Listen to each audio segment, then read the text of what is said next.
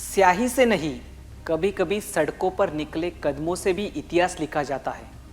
और जब नौजवान जागते हैं तो सत्ता नहीं, पूरा दौर बदल जाता है। देशात आज पुन्हा एकदा विद्यार्थी आणि तरुण रस्त्यावर उतरलेत। दिल्लीच्या रस्त्यांवर घोषणाबाजी सुरू आहे। सरकार विरोधात संताप व्यक्त केला जातोय। पण हा भारतासाठी पहिलाच प्रसंग नाही, कारण स्वातंत्र्यानंतर 3 विद्यार्थी आंदोलनं झाली की ज्यानं राजकारणच नाही तर अवघ्या देशालाच ढवळून काढलं। एका आंदोलनामुळे देशात आणीबाणी लागू झाली, दुसऱ्या आंदोलनामुळे संपूर्ण जातीचं राजकारण बदललं आणि तिसऱ्या आंदोलनाने भ्रष्टाचार विरोधात देशव्यापी लाट निर्माण केली।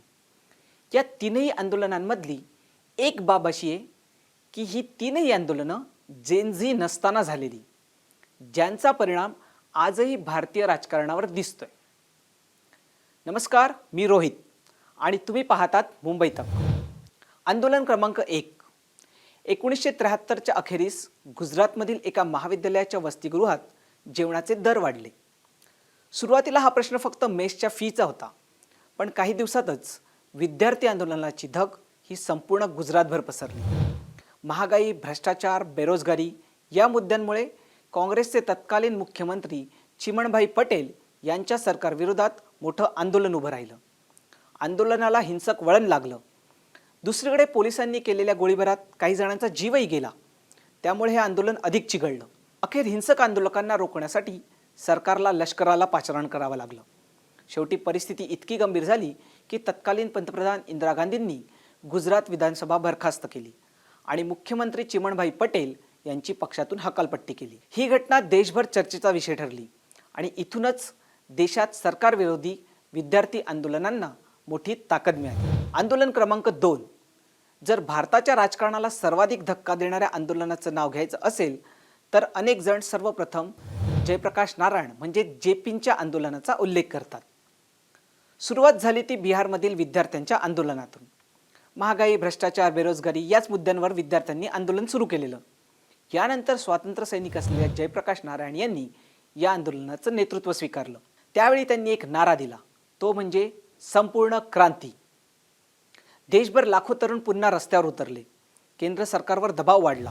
याच दबावातून 1975 साली इंदिरा गांधींनी देशात आणीबाणी लागू केली। हजारो विरोधी नेत्यांना अटक करण्यात आली।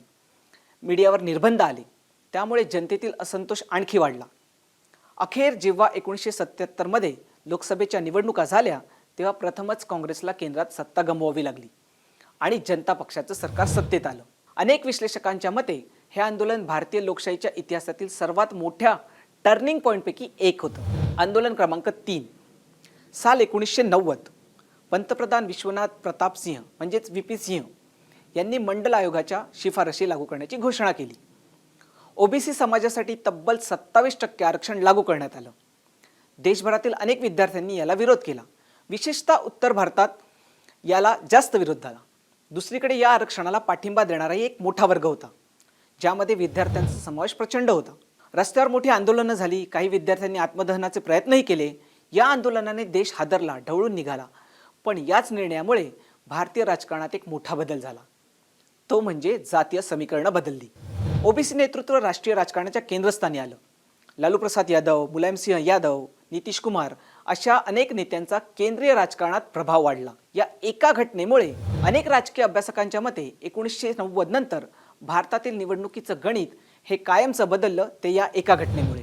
3 आंदोलनांमध्ये समान धागा कोणता होता? पहिलं आंदोलन होतं महागाई आणि भ्रष्टाचारावर, दुसरं आंदोलन होतं संपूर्ण व्यवस्थेविरोधात, तिसरं आंदोलन होतं आरक्षणाच्या प्रश्नावर। मुद्दे वेगळे होते, पण एक गोष्ट समान होती, ती म्हणजे प्रत्येक आंदोलनाची सुरुवात विद्यार्थ्यांनी केलेली आणि त्यानंतर संपूर्ण देशातील राजकारण बदलत गेलं। आज राजधानी दिल्लीत पुन्हा एकदा तरुण रस्त्यावर उतरलेत। त्यांच्या मागण्या वेगळ्या असू शकतात, परिस्थिती वेगळी असू शकते, पण इतिहास एक गोष्ट शिकवतो की भारतात जेव्हा मोठ्या प्रमाणावर विद्यार्थी संघटित होतात तेव्हा त्या आंदोलनाकडे केवळ कायदा, सुव्यवस्थेचा प्रश्न म्हणून पाहिलं जात नाही, त्याचे सामाजिक, राजकीय आणि लोकशाहीवरील परिणामही दीर्घकाळ जाणवू शकतात। इतिहास सांगतो विद्यार्थ्यांची आंदोलनं केवळ विद्यापीठांच्या गेटपर्यंत मर्यादित नसतात। काही आंदोलनं सरकार बदलतात, काही आंदोलनं राजकीय विचारधारा बदलतात, काही आंदोलनं संपूर्ण देशाचं राजकीय समीकरणच बदलून टाकतात। आता प्रश्न असा आहे, दिल्लीत सुरू असलेलं सध्याचं आंदोलनही भविष्यात भारतीय राजकारणातील आणखी एक मोठं वळण ठरणार का? पण याचं उत्तर येणारा काळच देईल. कारण वक्त की आदत है वो हर सवाल का जवाब देता है, लेकिन इतिहास की आदत है वो जवाब देने वालों का भी हिसाब रखता है. आता तुम्हाला हा व्हिडिओ नेमका कसा वाटला हे आम्हाला कमेंट करून सांगा. तसंच व्हिडिओ लाईक करा, शेअर करा आणि मुंबई तकला सबस्क्राईब करायला विसरू नका. याशिवाय मुंबईतक.in या आमच्या वेबसाईटलाही जरूर भेट द्या. धन्यवाद.